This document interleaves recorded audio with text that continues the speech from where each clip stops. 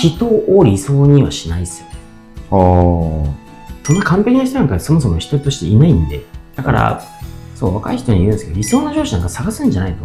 だから悪循環に近いですよね。こんにちは。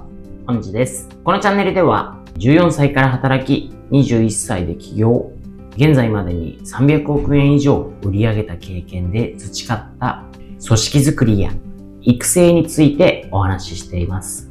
興味がある人だけ見てくれると嬉しいです。本日もよろしくお願いします。お願いします。前回に引き続き本日もアップルさんの従業員の方から、いただいている本社長への質問を読んでいこうと思います。では質問です。今でも記憶に残っている上司にあたる人はどんな方でしょうかという質問なんですが、いわゆる理想の上司みたいなところのなるほど。記憶に残っている、そういう方がもしいればちょっと教えていただきたいなと思います。全員記憶に残ってますけど、全員記憶に残っている。まあなんか多分おそらくそうですね、言われた通り聞きたいこととか、想像するとどんな上司がいいのかなとか、自分がどんな上司であるべきかなとか、そんなことを考えてるのかなと思いますし、逆にね、どんな人をいいと思ってるんですかとか、どんな人が良くないですかとか、そんなこと聞きたいのかなと僕は思ってるんですけど、僕は全員記憶に残ってますと。でもですね、結論から言うと、この人が理想の上司だったと思うような存在は別にいませんと。あら、意外ですね。僕は、その人というものと、そのなんか事象みたいな、まあ例えばその人が行った言動行動みたいなことのカテゴリーでいくと、人を理想にはしないですよね。なんだろうな、なんていうかな。上司の理想として人を思い浮かべることはない。だって絶対ないと思うから。だってその人にはなれないし、別になりたいとも思わないし。だから僕は結構その事象とか言動行動、これを見て、要はこれはいいなと思うものはできるだけ盗んだり、これは良くないなと思うことは反面教師にしたり。なるほど。そういう感覚だったんで、この人いい人だなとかもちろんその尊敬できるなとかありますよ。でも上司として理想かどうかで言うといないですよね。だってその理想の上司っていうのは人を表していて、完璧な人を求めるわけじゃないですか。そんな完璧な人なんかそもそも人としていないんでっていう僕は前提なんですよね。僕の完璧の理想が高いからかもしれないですけど、見たことないですよ、そんな人。なるほど。でもそのいい人がいなかったっていう話じゃないんです。完璧な人がいないんで。だから、なんかいろいろこういう話になると僕はいつも言うんですけど、理想の上司を探すのはやめましょうって。なぜなら、そんな理想の上司は探してる限り絶対に現れませんからと。そして、理想の上司ってどんな人かってもうメンバーレベルで考えてる時点で、メンバーじゃなくてもいいですけど、自分に上司がいる人ですよね。そんなこと考えてる時点でもうずれてるなと思いますよね。ずれてる。だって、上司も人間ですと。いいところもあれば、悪く見えるところもありますよと。これでも人間として当たり前ですよね。僕も結婚長いんであれですけど、夫婦関係も同じだと思うんですよね。正直相手にいいところもあれば悪く見えるところもありますし、それは相手からしたら僕もそうだと思うんですよね。すべてが完璧みたいな。ありえないですよ。確かに。だから、当たり前。で、隣の芝生は青く見えるじゃないんですけど、要はちょっと離れて見てたり、例としては、例えばじゃあテレビやドラマ、映画とか、そういうのを見て、こういう人がいいなと思う。これはもうちょっと現実から離れてますよね。で、そういう時ってやっぱりいいとこばっかり出てますよね。確かに。自分が、その、被害を被ることがないんで、ロストすることがないんで。自分がされたら嫌なことも、ドラマ見てて知ってても別に気にしてないだけですよ。もっと言うと、現実世界でいくと、どれだけ素晴らしいと言われる人であっても、ずっとやっぱり上司部下とか、人間関係の職場関係のそれで付き合ってたら、悪いとこ見えますよ。どんなに素晴らしい人だって、自分から見たら悪く見えるところは絶対に出てきますよ。だから、そもそも完璧なんてないわけですよね。だからこそ、ね、自分も完璧じゃないのに、相手に完璧を求めて、なんか上司、聖人君子でないといけない、社長も聖人君子でなきゃいけないみたいな、なんかそういう風潮って世の中的にもあるじゃないですか。確かに。バカだよなと。うん。あるわけないでしょと。うん。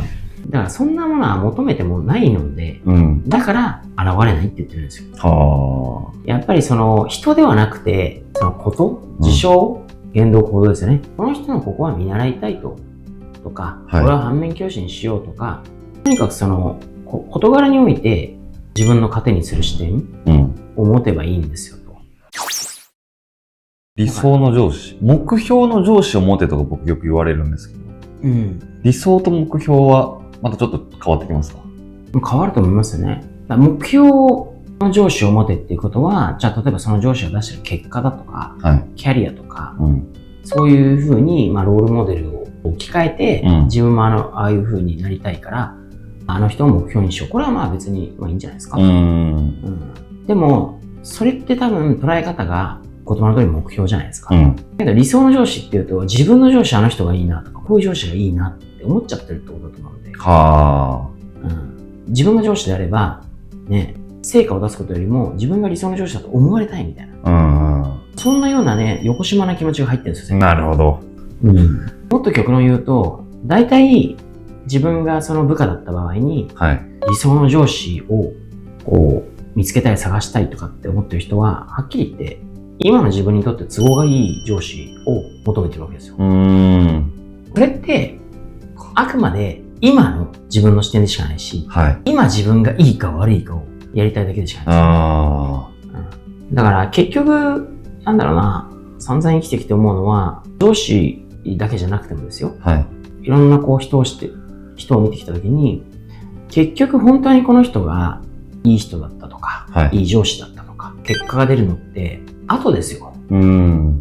その瞬間は、うわ、すげえ、この人なんか、言い方がちょっとなとかって思ったとしてもですよ。数年後気づいてたまたま振り返った時に、あの人すごい言い方嫌だったけど、でも逆にああいう言い方をしてくれたからいろいろ気づけた点もあるし、学べた点もあるし、なんかそういう人に対してどう接したらいいかとかって学べたなと思うと、この人は結構ね、自分の成長にとって重要な人だったなって思うことも散々あるはずですよ。